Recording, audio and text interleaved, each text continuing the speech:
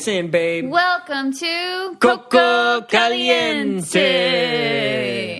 Well, last night I had my first horror wedding dream. Horror wedding dream. So I guess I'm being a little maybe dramatic. Wedding nightmare. Yeah, there we go. There you go.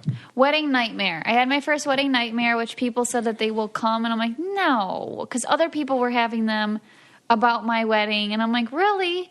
People were telling you that you were gonna have wedding nightmares? Yeah, like it's a normal thing. Really? And as in, like, things not getting done on time and stuff like that. So last night I had my first nightmare of... Oh, mind you, this is the first time I'm hearing of this. Yeah. So I'm as shocked as you guys. I just kind of remember it a little bit. It's just like where we were getting married and the save the date / invite said the wrong date. So everyone showed up a week early, and yet and so everyone is just like working as a group, and it was on the football field. Everyone's setting up tables, and they're going to their houses to find whatever like linens they can to cover the tables. Everything's mismatched, and I'm just like, no, I don't like this. I was like, let's put it off till next week, and they're like, we can't put it off till next week. Everybody's here, and they're not going to be able to come, so we just kind of had to roll with it. But I do remember it was still a super magical day. Like, I just wanted to be by Victor, and I was like searching for him, and I couldn't find him, of course. You know, when you're just like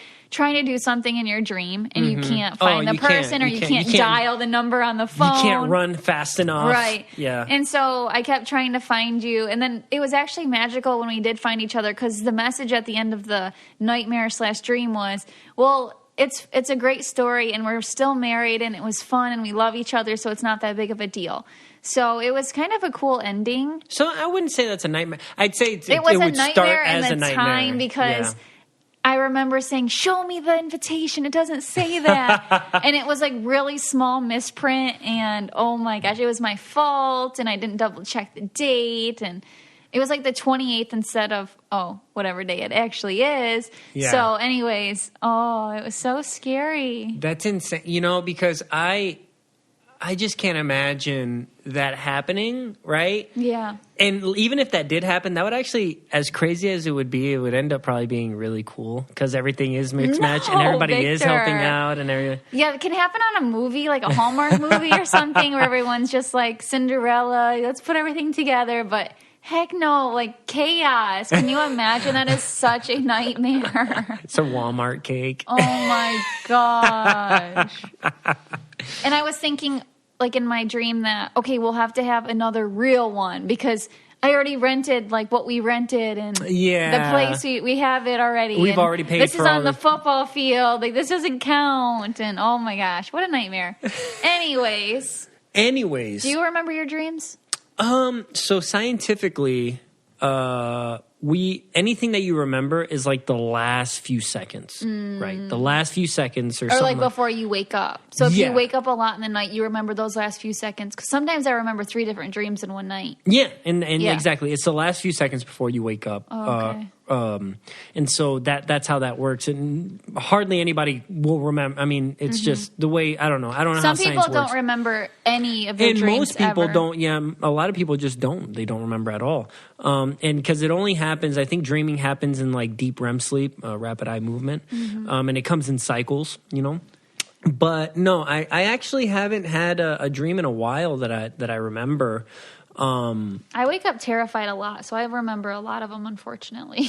Yeah, actually, no. You know what? I've had some weird dreams when I started. When I had just finished the academy, and I started working about like somebody shooting me and like being in a weird, scenario out doing police work or whatever. But it's been fine. I haven't had any nightmares. And some of dreams are really awesome, and like I will wake up from them and I'll hurry up and try to put myself back to sleep so I can like keep finishing the dream and like wanting to see what happens. Have you ever had a lucid dream? What does that mean? So a lucid dream is you realize you're in a dream. Okay. And you can control the dream. Oh, yes, I have. I love doing that. Like I have caught, and there's a way, to actively put yourself into a lucid dream. Yeah. It takes a lot of work, and they recommend you put a notepad by your bed. And so when you wake up from a dream, you can write down different elements. So when you see those elements in your dream, you know you're dreaming. They're already in your mind, like, oh, when I see this, I know I'm dreaming, or this, or, elements that you normally see. And so in my lucid dreams, I love to fly. So if I realize that I'm in a lucid dream, I make myself fly, and I can fly anywhere. And I love doing that. Wow, I've never done anything like that crazy. Yeah. I feel like I put myself in like situations or something around people that I like love and stuff, but I've never like done any power. Nicole becomes like more assertive in her dreams. She's just like, no, I asked for orange juice, not Sprite. Yes, making a difference. Yeah. But anyway, enough of that. We have a great guest today. She's a friend of ours. She's funny. She's witty. One may know her from Big Brother or The Amazing Race or the mom of 3. Yes. We have Britney Godwin on today, ladies and gentlemen, and she is such a pleasure to be around. No, she's hilarious. So we really hope you guys enjoy this as much as we did. Mm-hmm. Hello. Hey. What's up, Britney? Oh, nothing. How are you? Good. Victor drug me to the gym this morning, so I was on the treadmill for about 2 miles, and my knee started hurting, so I walked. So about 35 to 40 minutes. But okay, mind you, I'm the bad person for caring about her health and fitness. Yeah, he thinks. What do you mean? Thinks I'm getting chubby. No, okay, I never said that. No, I'm joking. Okay, no, I mean is she gets mad at me. She's like, oh, he dragged me to the gym and he made me run, and now my knees hurt. Opposed to like, oh, he got me to the gym and like I really got the blood flowing. I burned some good amount of calories. I woke up stressed, so I knew I needed to run. That only happens like a couple days a year, is where I'm like, okay, I need to go run this out. So. I hate exercising, so I'm going to be sympathizing with Nicole here. But what did you run, a half marathon? I did, but that was an extenuating circumstance. So Yeah. that was not for fun. Okay, then let's start there. So first of all, how far is a half marathon? Because I think a marathon's 26. 13.1. Okay. Yeah. Okay, so half marathon, 13.1, so that's far, and that's just running. So why, for somebody that doesn't like to exercise... It was for a charity, for cancer, yeah. Oh, you wanted her to answer. So we did it to sorry. celebrate Tilly's 5-year, her 5-year anniversary of being, you would say cancer-free, I guess. Mm-hmm. That's awesome. So it was raising money for St. Jude's, which I was really excited to do. That's like the only reason. Now, I did make it a goal this year that I would do it again sometime this year, but I don't know if it's going to happen. What's training like for that? So there's like this guy who makes these training plans, Hal Higdon or something like that. Mm-hmm. Anyways, that's what my friends use. So I just Googled that and used his like very most basic amateur runner plan. Mm-hmm. But it has you running like 4 days a week. So is the plan not, because I would assume, right, because I haven't looked this up yet. So I wouldn't just be running 13 or 14 miles, once or twice a week. No. It starts you off really basic, but I think to even get started on the basic, you had to be able to run comfortably like 2 or 3 miles or something like that. And then there's several days in the week that you cross train, and you can do whatever you want for that. So like you can go to a fitness class, you can run if you want, or you can weight train or whatever. And so, but you're like, I was kind of bad at like the training. And on some of those cross train days, I would just do like barely anything like yoga. But I think it's supposed to really benefit you to do like weight training and stuff, because it just, the stronger everything is, it prevents you from injuring yourself so much, Yeah, no, I don't even think I could. Running like 2 miles for me is a really big deal. So I would have to get to that point and then probably start training, just because I don't enjoy it. And neither so do I. I think I have no enjoyment whatsoever. I just look at the clock the entire time, and I'm just like, except today, I told Nicole, I watched like a TV show. Yes, I told her to do helped, that. But normally I'm just like, oh my gosh, it's just miserable. It's miserable, and it doesn't really get any better. Even like the whole time I was training, I'd be like, eventually it's going to click and I'm going to love this and it's going to be like an outlet. No, the only thing that got me through it was a goal. And like for me, like if I make a goal on something, like it really bothers me if I don't do it. Yeah, but I never got to a point where I was like, I just love this. This is great. I can't wait to go on my next run. Never happened. So one of the hardest things about being someone that wears glasses all the time and is constantly trying to buy glasses is that they can be super expensive. True. And so now I'm trying out Warby Parker. And so Warby Parker, what they wanted to do is with a rebellious spirit and a lofty goal, they wanted to create boutique quality eyewear at a revolutionary price point.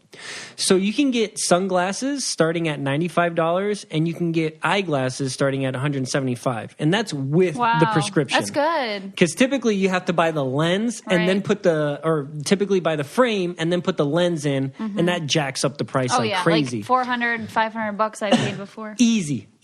And so that's one reason I like them. They really keep the price point down, and they also look very good. And to make sure they look good on you, they do the free home try-on kit. Yeah, that's what I really liked. So I ordered 3 eyeglasses and 2 sunglasses in my kit, and then I was able to try them on at home and see what fit with my face structure because I love the designs, but I'm like, are these going to look good on my face? So I ended up finding a pair of sunglasses I really love and a pair of eyeglasses. So now I know it's safe to order them, and I'm going to like them when they come in. And it's absolutely free. They'll send it to your house for free. You try them on. You have 5 days, and then they send a return label, and so you send it right back to them. So it really works perfect. And another thing that I like about Warby Parker is that for every pair of glasses that they sell, they'll distribute a pair of glasses to someone in need. That's super nice. Yeah. So if you are interested, head to warbyparker.com/Coco to take the quiz and order your free home try-on. Oh, that's awesome. And they also have contacts. Comfortable, breathable, and affordable daily contact lenses made from a super moist material that resists drying for lasting hydration and comfort. So order a trial pack that includes 6 days worth of contacts for only $5 and then receive $5 off your next Warby Parker order. Learn more at warbyparker.com/Coco. Also, when you're ordering the 5 pairs of glasses for the try-on, that's free. Just want to make sure so go to warbyparker.com/Coco to get the free home try-on. So about how long does it take the average person to run 13 miles? Yeah. You mean like time to complete them half, or do you? Yes. Oh gosh, I think around like somewhere between 2.5 to 3 hours. Oh wow. Yeah, but I mean, like 2 hours is really pretty fast. If you come in under 2 hours, you're really fast. I was gonna say that seems like really fast. Then I don't, because I ran 10 miles. I feel like it'd be like 6 hours. Like there's been a couple times here where I'll run 10 miles just at the treadmill for fun, and I can't remember what the time was, but I must be super fast, or my mind is not. He does run super fast, because I was like, "Oh, you're running." I said, "Oh, you took it easy today. You like ran at the same speed as me."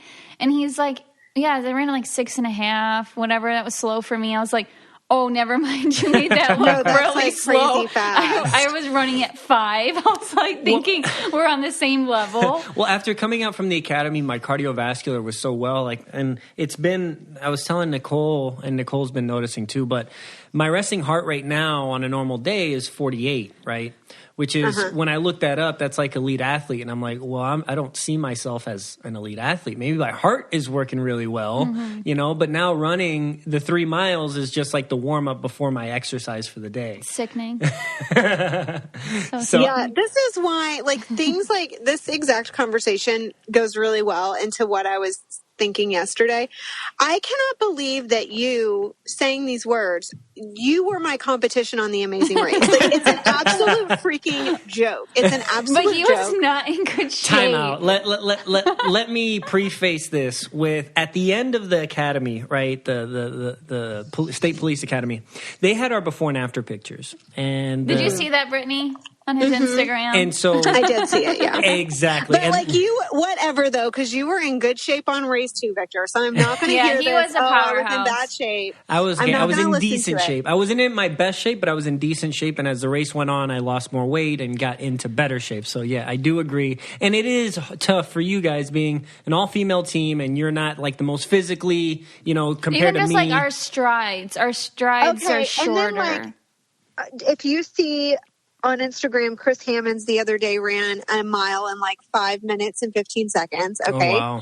Again. He's and huge, then do you follow too. if you follow Christy and Colin, Colin is like partially not a human. Like that's what I say. I like message Christy all the time, and I'm like, this is exactly why you guys won the Amazing Race. Like I cannot even believe I thought I had a chance. What was I doing? Like, go home. What are you doing there? I'm glad I didn't know. Like, you're going to embarrass yourself. Just make it stop. Yeah. I'm glad I didn't know their Instagram accounts prior because I would have been so much more intimidated. Well, and for me, it's like I look at Colin, right, and I try to compare myself to him, but he is in a whole nother stratosphere because he's like double my age. You know what I mean? Like the shape that he's in is not even normal. Like, it's not okay. He can do things. I'm just like, what?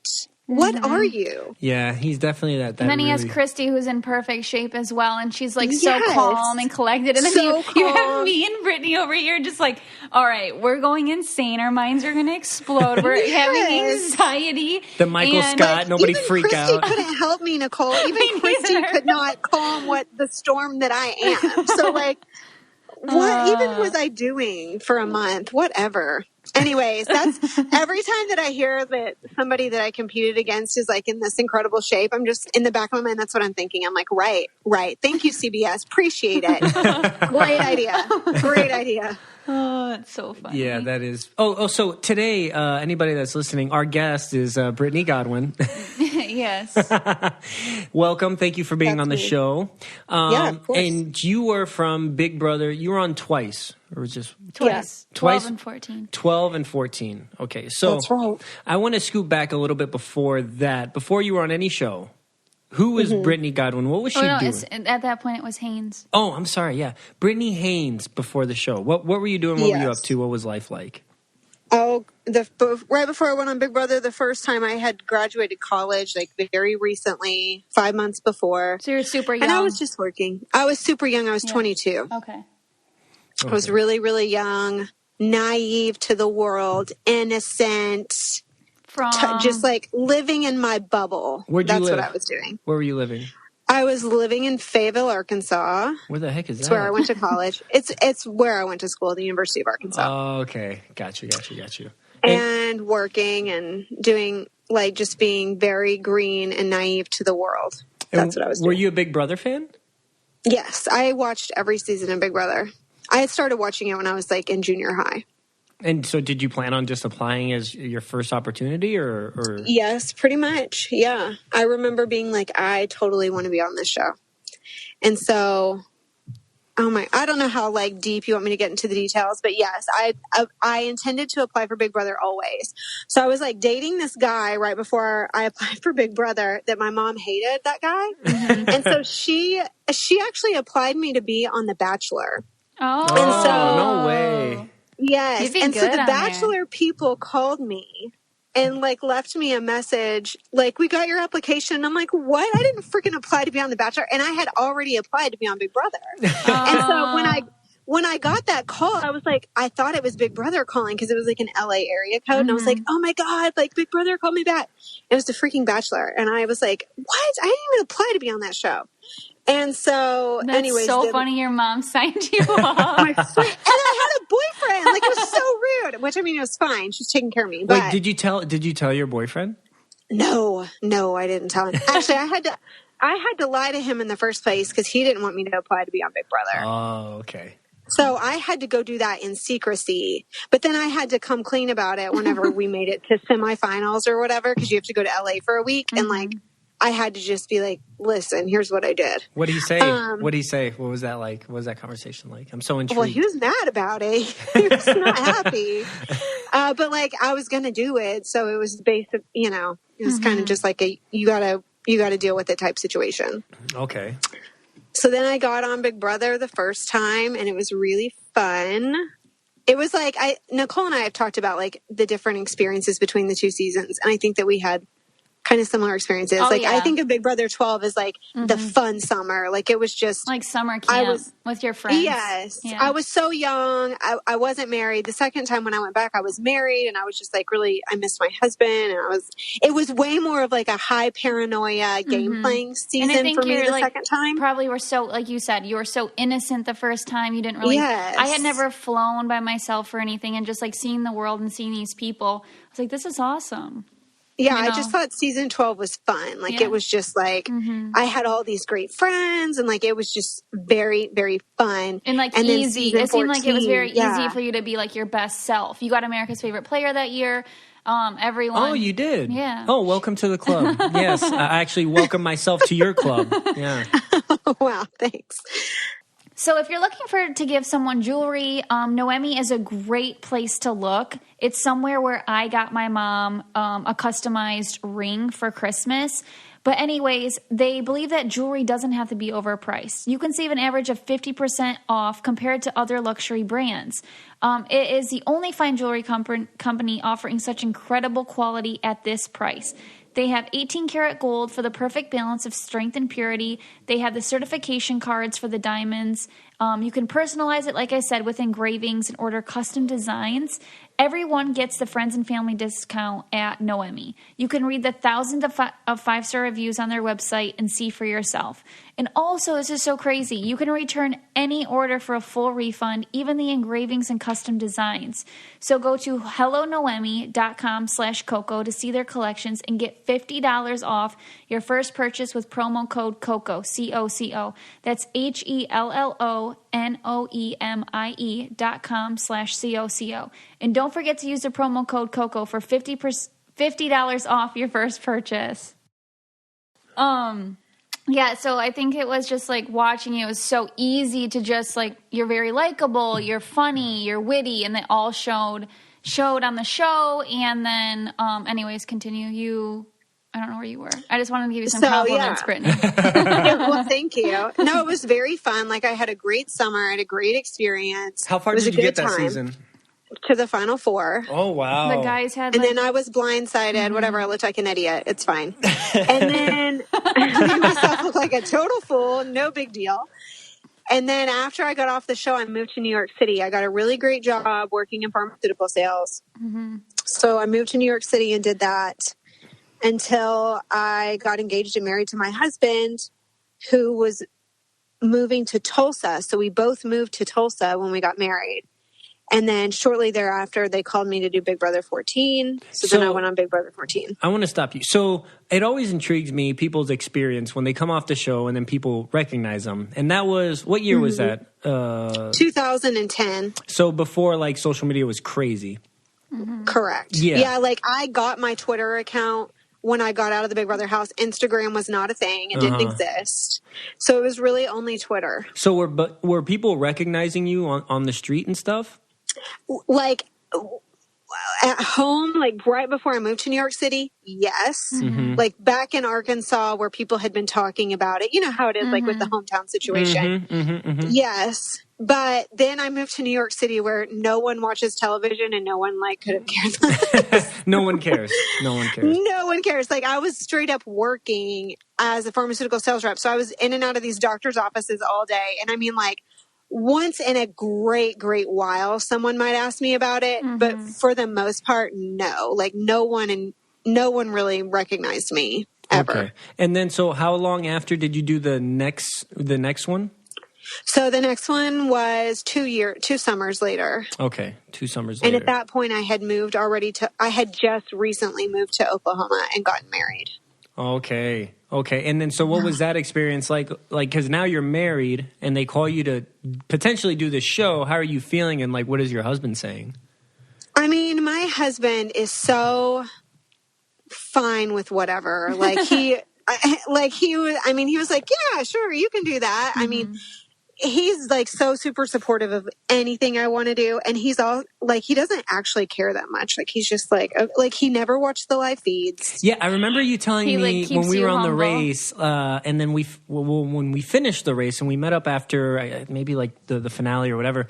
And like your husband is like, oh yeah, that's great. The thing that you're doing, that's cute. You know, he'd be like, oh look, here's like, the commercial. I'm on the commercial. Care. It's like, oh, that's nice. That's exactly how he is. He's just like, okay, that's great. Like, you know, he's not like super invested. He doesn't think it's cool. It's just like, it's whatever. And so like, he was very nice about it. I was hesitant to go because like we had just gotten married and I was like, gosh, I don't know. Like, can I leave for a whole summer? But I was like, I'm going to start having babies soon. Like, I better just get this out of my system and do it and, you know, be done. So I did season 14, and it was very freaking stressful and very different than season 12. And when you went in, you thought you were just going to be a coach, or did you think that you would eventually Yes. Yeah, so it's kind of like a different mindset too, is like, oh, I'm just going in as a coach, you know? Yes, Nicole, because I had still at this point not wisened up to the schemes that CBS pulls. And like, I can remember one of my first conversations with Janelle in the house. She's like, well, we're going into the game. And I'm like, no, Janelle, no, we're not. Like, we signed a contract. This is what the contract said. Like, they can't go against this contract. And she's like, Britney, that contract means nothing. That means nothing. Like, they told you what you wanted to hear. We're going in the game. And I'm like, no, I refuse to believe it. And then, like, clearly that's exactly what happened on the third week. But okay. Like, how have I still not figured these things out? Now you know, though, right? No, I know. No, she doesn't know because, and we'll get to the engagement of Nicole and I. But you were totally clueless the whole time, and that was totally clueless. This is my story. Why am I always so clueless? You have to understand that I consider myself to be highly paranoid, investigative. Like, I consider myself to think through every possible scenario of every situation. And yet somehow I continue to get bamboozled in situations that would seem so obvious to everybody else around me. So I don't know what's wrong with me.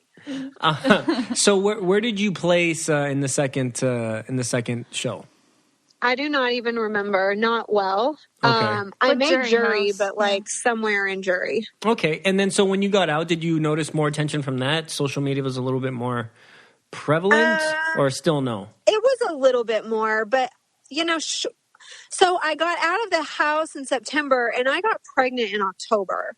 So I immediately just kind of shifted into mom mode. That's good. And like focusing on all that. And so I didn't really do the social media things. Like, I was never the alum who was at events, and I just, because I pretty much immediately got pregnant and was like, okay, well, this is my life. So, and Instagram wasn't huge back then. It was there, Instagram was there, but it wasn't as big as it is now. And so I just kind of started having kids. It seems like you were content with just going back to regular life. You weren't looking for what else can this bring me? I'm married. You're more like, I'm married. I want to have kids. I want to be a mom and do that thing. And I was very obsessed with this idea of becoming a mom. That's all I really wanted. As soon as we got married, I was ready to try to have a baby. And so for me, that was my main goal. It was okay, I'm done with Big Brother. I want to be a mom. I'm ready to have a baby now. And so that's pretty much what I did. I just immediately went into that. Nicole and I respect that a lot. And what do you think now with most, cautionary to say most, but a lot of people that go into these shows now that try to make a career out of their social media afterwards? It's opposed to just if it happens, not trying to force it on, the situation. What do you think about that? Because that seems like it happens. You watch a lot of reality everywhere. TV shows, so you probably see all different spectrums of it. Yeah, because I watch a ton of reality TV. I mean, I think that if you are in this new age, it's awesome to be able to have that opportunity to make all this spare cash in your free time or whatever. I mean, I think it's great for them. I think it's the new thing to do. I think it's great. I do think that we should, everybody, this is the old mom in me being okay, but guys, what's going to happen in the future? Right. I talk about that all the time. Yeah. Yeah. Make a plan, because I don't think Instagram's going to be around forever. I don't think that you're going to rack up a 401k working on Instagram. Right. But I mean, for as long as you can do it, I think that they should totally take advantage of it. Yeah, I tell Nicole all the time, where does your health care come from? Yeah. Or the 401k, retirement, all that. If you're using the social media to supplement your current income, that's awesome, especially if you have some really great deals. But at the same time, you have a job that gives you health insurance and some stability for your future. So, you got to have that too. And I'm fine. I'm starting to get annoyed, and it's kind of crazy because that is my job right now, but you have... Oh, no, yeah, I'm a nurse as well. And, exactly. I when I first got off Big Brother, I was getting stuff, but I went right back to nursing, etc. Anyways, but I just hate when I see people completely change who they are for Instagram purposes and for ad deals.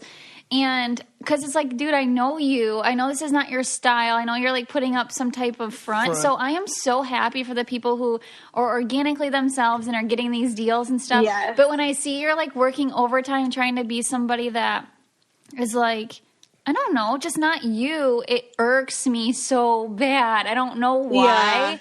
Yeah. I can totally see that. And I think that that's why I like kind of really stepped back from ever trying to do anything, because it didn't feel authentic for me, because that's not my personality to be like, wow, look how great this. My personality is more like, this is the worst product I've ever owned. This was like the biggest waste of money I've ever, like, that's more of my personality, is like, you know, super negative and like ripping on everything. So I don't think Instagram is my proper home. Like, everything is not cute. Like, my day-to-day life is not cute. Like, it's not pretty to look at. Like, it's very... not Instagram a pro. Well, another thing is too, is like, okay, being real is so cool. Like being real and showing your, you know, messy house, messy this, whatever. And I'm cool with that. I love when people show them their real selves, but then you see the people who fake being that real, are faking the realness. Yes. And it's like, I just like, I can't. I'm just going to go insane. I want to chuck my phone at the wall because it's like a setup messy. I'm like, no. Yeah, this is why my like my favorite accounts to follow are all the people who are just like hilarious with their realness. Like my very, very most favorite is Average Fashion Mine Blogger. too, Brittany. Oh my gosh, she's love my favorite. Her. Oh my god, I made like my best friend aspire to be follow her. her. And yes, she's the best. Somebody explain. So one of you guys, She's either or, just young, explain too. who she is and what she does. She is this go ahead. girl. She's like what, 21 years old. She's young, yeah. She moved to LA. She's actually like studying acting legitimately, but she just started posting videos like making fun of fashion bloggers. Yeah. And they were hilarious, like absolutely hysterical, because nothing about her personality like suits the part of a fashion blogger. No. And so it was so funny. And so anyways, she's actually gotten like really pretty big now. Yeah, she just got like a car deal or something. Like, I swear when I started following her, she had like not very many followers. She grew a lot this past year. She grew a ton. But she's so funny. She's honestly probably my favorite. I tried to get her on the podcast. And that's like the kind of stuff I like to see. Like, I like to see that kind of stuff on Instagram. Yeah, I messaged her a long time ago to be on the podcast, and I just like, she never read it, but I thought she'd be so funny. Like, for example, something funny she does is like, okay, I'm going to make a sweater for winter, and she like cuts off her hair and then tapes it on her arm and stuff, and is like, okay, and she like loves Crocs, and she does all these things with Crocs. I mean, Crocs should be like paying her so much money. So freaking funny. God. Go to her page, everybody who's listening. You will love it. It's my favorite follow. When you were about to say who your favorite follow was, I was about to say her after you said who you said. So that's so funny. I feel like you could. Yeah. You're like funny like that too, though. I know. Like, I think that her page is like what I would aspire to be on Instagram. I just don't. I can't. But I'm glad she can, because it's very funny. And that's what I have like Nicole and I had this conversation the other day where, you know, she's doing, you know, her videos and stuff, and she does them really organically, and she does a good job at doing them. And then sometimes she wants me to be in them or like edit them or be a part of that process. I do not know how to edit. and I just, it's hard for me because I stepped away from that, right? Yeah. And I don't, and I'm not really on, so like I'll post a video that I like, you know, of me and Nicole, or a picture or something like that, but I'm not actively doing that stuff. And then I have my job that I do. And then so I'm like, well, babe, it'd be perfect in a perfect world if we were both social media people and I could do all that stuff with you, but that's not what I am, and that's not what I want to do. But at the same time, I don't know how happy those people are that have to do that all the time and are always on.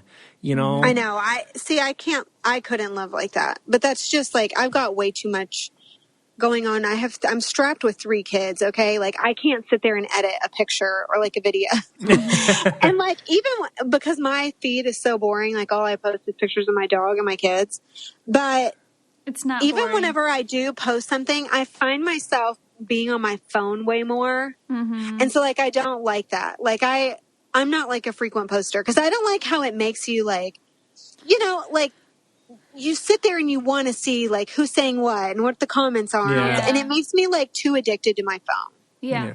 Well, and I'm going to catch 22 because I do want Nicole to keep doing this. I don't, in a perfect world, she wouldn't go back to nursing, right? We'll get married, have kids. I can work, my police job, and then she does the social media stuff at home. And then, I can be a stay-home mom. Yeah, stay-home mom. I'm at home, when I'm off, she's off, and we're with the kids, and the kids don't have to go to daycare or anything like that, So it works out, and I hope it continues to work out. But if she keeps it as organic as it is right now, it's great, and she's been doing a good job. It's just frustrating seeing other people do it and trying to show how perfect everything is all the time. Especially, I can't imagine being a couple with kids trying to be that perfect all the time.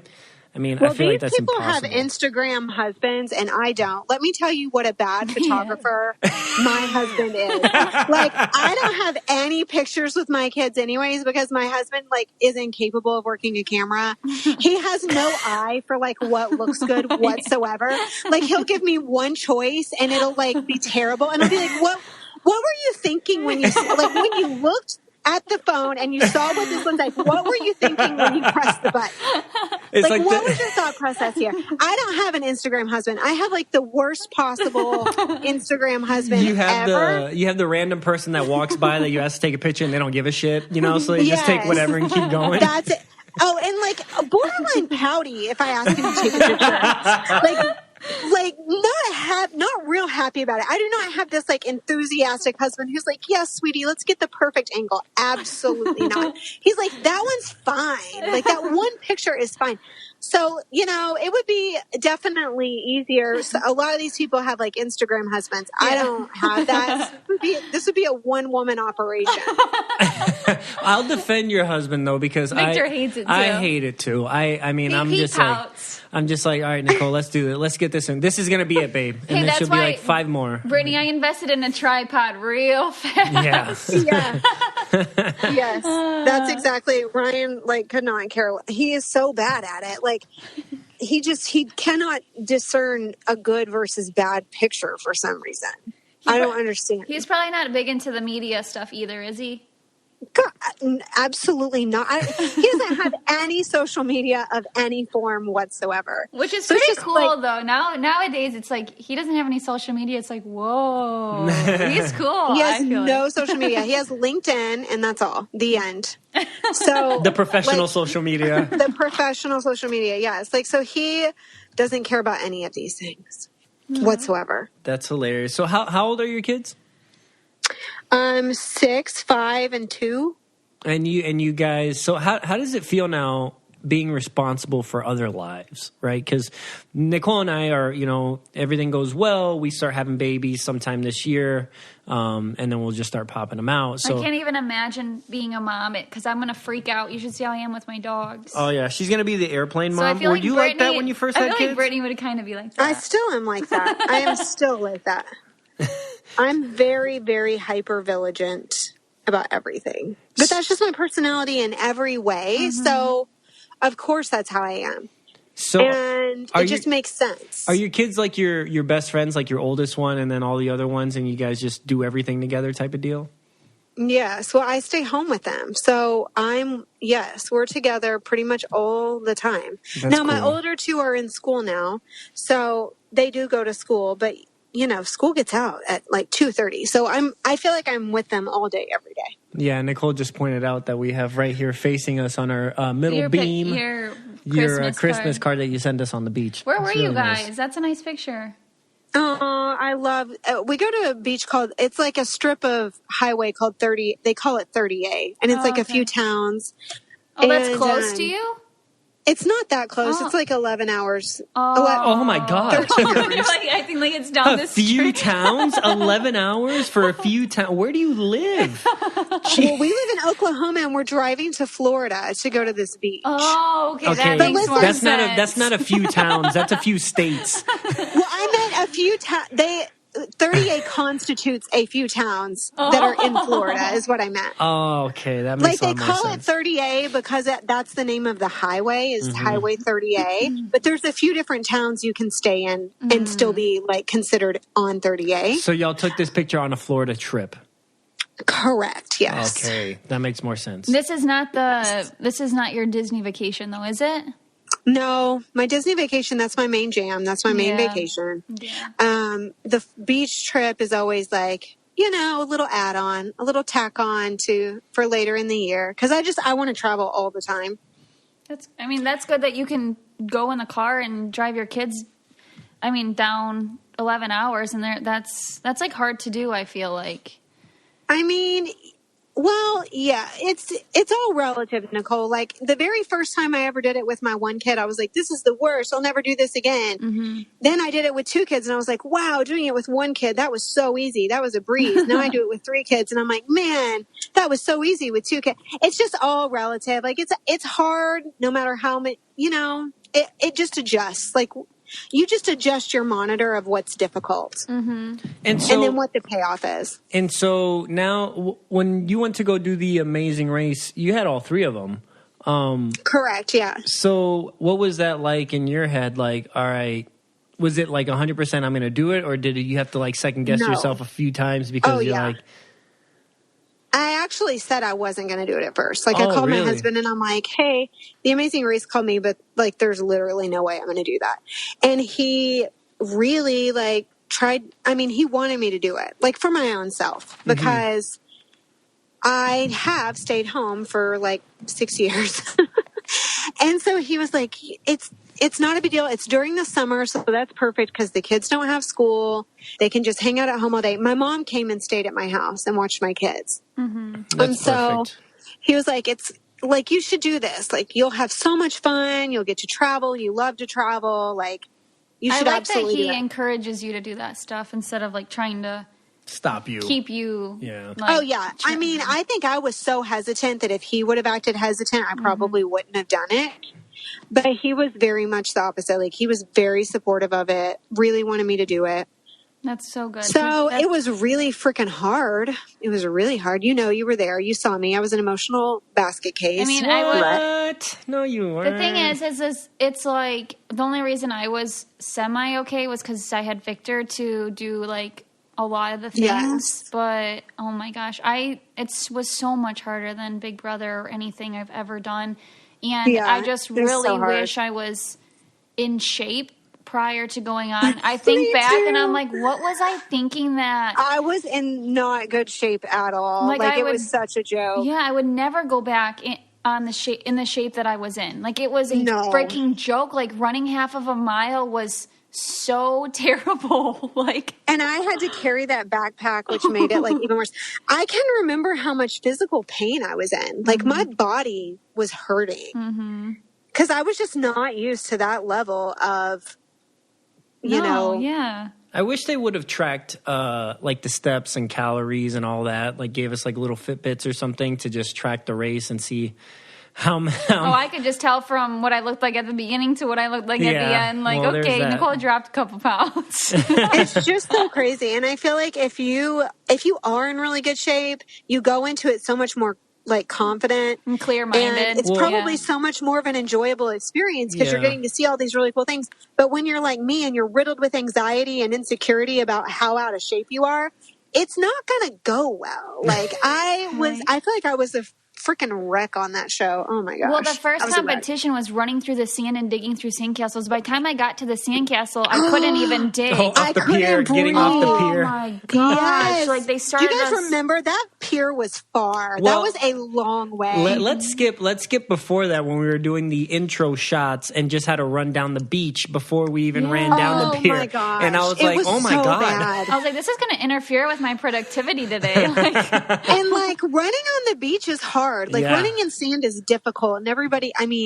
And we had to do it like a million times. Yeah. No. We're gonna do it this shot again. We're gonna get the cameras from this angle. It's like, okay, send up the drones. We're doing it again. Then we had to do it for like drone footage. Like we had to do it so many times. I thought I was gonna die. It was so hard. And then you're just scouting out the competition already, and it's just, oh my gosh, what a nightmare that is. Going into a reality TV show completely blinded, like not knowing what you're getting yourself into, out of shape, is, oh my gosh, I don't even know how. I look back every time, I'm like, how did I do that? How did I just go in and just be like, okay, this is going to be fine?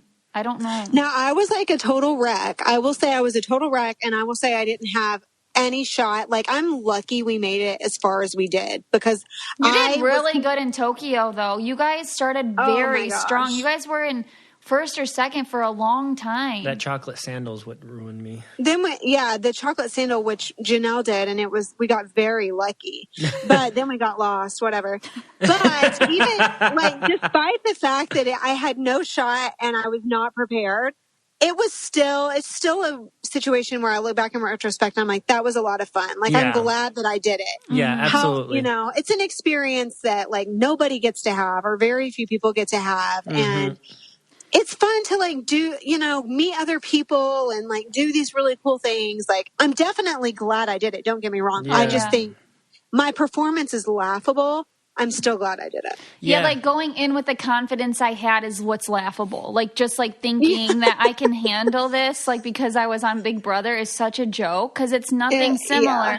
And then actually competing and just like knowing my mouth felt so dry. Oh, like having to drink 15 Pocari sweats. Oh my gosh. Oh my gosh. Victor was like, do you remember the other day, he's like, do you remember when we were under the bridge? What bridge were we under kissing, Victor? I don't remember. What, it's like a London Bridge something? Not kissing. I said, do you remember when we were in the on the boats in the English Canal? But I think they had us kiss underneath some bridge. Yeah, and then we kissed under the bridge. Okay, and I was like, no, I don't remember, because I was so gung-ho of like getting to the destination that I couldn't even take in my surroundings. But like, you couldn't do both, I feel there were like. a couple of times that Nicole, like when we were crossing, when we were in Switzerland in the beautiful little boat crossing this glacier blue water. And I'm like, oh, this is so beautiful. I'm like, don't look sideways. Don't look. Where are we going? Read the map. What does the clue say? It really is like and that. I'm like, oh my God. I would try to make myself like absorb what was around us, but it was really hard to do. So like for me, some of the best memories that I have were like, we had that downtime in Laos from when we left the mat, and then our flight was like so long later. And so that was the day that Janelle and we went to this Hotel Sofitel, and we like used their pool and we walked around the town, and like, so like for me, that was really enjoyable. And that had nothing to do with active racing, like we just knew we have 6 hours to kill. And so that's I'm like, glad you could relax. I actually got to see. Well, it's funny you say that. Culture. Yeah, it's funny you say that, because that's exactly what we did. But our experience was a little different, because I was like, oh, Nicole, let's go with the Afghanimals. They got this waterfall. I did not trust them. Have so much fun. We eat some food. And Nicole was paranoid the whole time. She didn't go swimming. I thought, like, She's like, we got to go. I'm like, we got to go. Yeah. We're going to miss our flight, because I didn't like just like going off and doing our own thing. I'd rather sit in the airport and do nothing. And it's so bad that that's how I am, but I just want to play it safe. And I was like, there to win. Yeah, I get that too, because we went with the Afghanimals in Dubai. We went to the Burj, and it was the same type of thing. Like, I was looking at my watch, like, okay, like, yeah, the Burj is cool, but like, we gotta go, guys. Like, I was like really stressing out about it. And like, Leo and Jamal were not stressed at all. They were just like, hey, this is so good. Like, looking around, Yeah. And I was like watching my watch the entire time. But that kind of like downtime, because most of the downtime when you're there, you're locked in your hotel room. Yeah. And so like, the only time you really got like just fun was between the mat and your flight. And so those are like the best times that I really remember. Yeah, no, that's way more fun than active racing. Way more fun than active racing. I loved ordering off the room service menu. That was like what I was working for in every leg. Like, okay, I get to order whatever I want off of the menu, and I get to just like eat. I ate so much like pasta and crap. So Brittany, we finished the race, right? You come back home. Are you feel like, all right, now I'm done? Like, now I did, more than anybody could ever say they would do. I did the race. I did Big Brother twice. Like, I'm good now. I'm done with reality TV. Or is it like Survivor calls and you're like, oh yeah, I'll go? Oh yeah, I'd probably do Survivor, but yeah, I feel like I felt done every step of the way, and so I feel as much done as I ever did. But like that doesn't mean that I would never do anything again. Got you.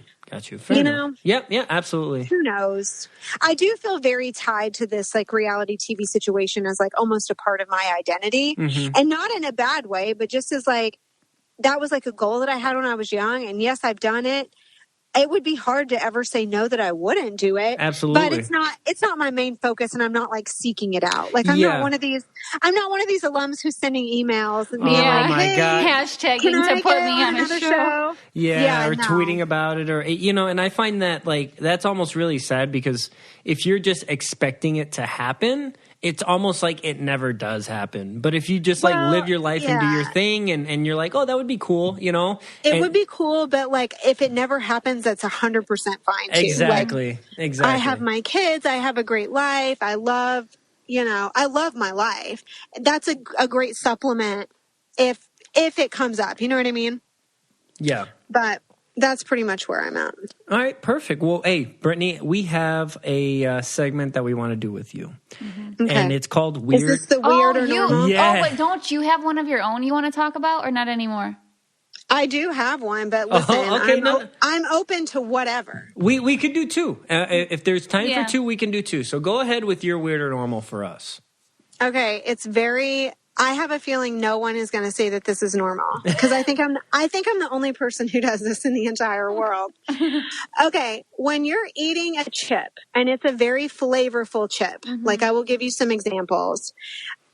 Sour cream and onion Ritz chips, or like a Cool Ranch Dorito. If you're eating a chip, not a regular plain chip, not a potato chip, a flavorful chip, I lick the flavor off and then eat the chip. Oh, yeah, totally. No, that's weird. Oh, I totally do that. No. You do that too? Oh, 100%. I look for in the bag, the one that like has so much seasoning on it, you can see, and then I'll like lick it. Yes. As you guys are saying, and then I lick all the seasoning off, and then I leave the seasoning on my tongue and put the rest of the chip in. As you guys are saying this, I love chips so much that I'm literally salivating, right? Because I love the seasoning on chip. I don't lick it though, but I do make an effort to find the side that has the most seasoning on it, and I place that side on my tongue first. And he does place that side on your tongue. He places the whole entire Dorito like in his mouth at once, which I think is kind of crazy. No. He doesn't like to like bite. He likes to just like barely touch it and put the whole chip. So I think that is more weird than the seasoning part. So you guys bite a piece of the chip off. Yeah, if it's a big chip.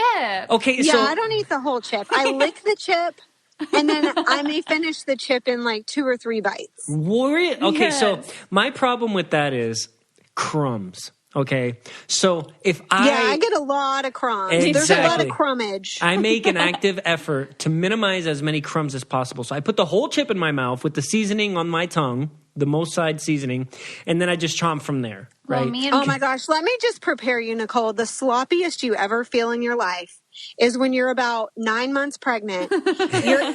You're licking and eating your chips, and then you look down and your entire belly is riddled with crumbs. Oh my God. And you're like, I am the sloppiest grease ball alive. Like, what is actually wrong with me? And like, it's so much worse when you're pregnant because the belly holds all the crumbs up and they don't fall like to the floor. And you just look down and you just see like tons of crumbs. It happens all the time when you're super pregnant. So just prepare. Yeah, see with Nicole, especially when she tries to eat chips in the bed, right? Because then I'm like, it's fine. Well, eat the whole chip in one bite because there's 100% crumbs in the bed. If there's one crumb in the bed, my husband will lose his mind. Like he cannot stand a crumb in the bed. Like no one's allowed to eat in the bed at all ever.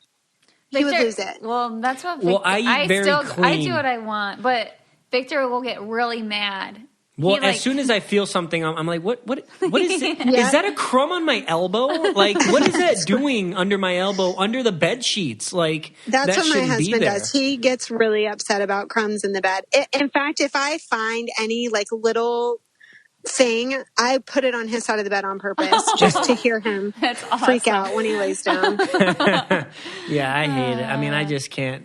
But yeah, no, I think people do make an active effort to find the seasoning. If they lick the chip or not, I don't know. Sometimes I'm so gross. This is so gross. But sometimes like with Cheetos, I like put it in my mouth and I suck off all the seasoning and then I take it back out. Suck off all the seasoning. Yeah. Yeah, and then take it back out. Well, I do take it back out because I don't like enjoying the seasoning. And then I kind of like what Cheetos taste like without the seasoning. So then I like eat it. That is weird.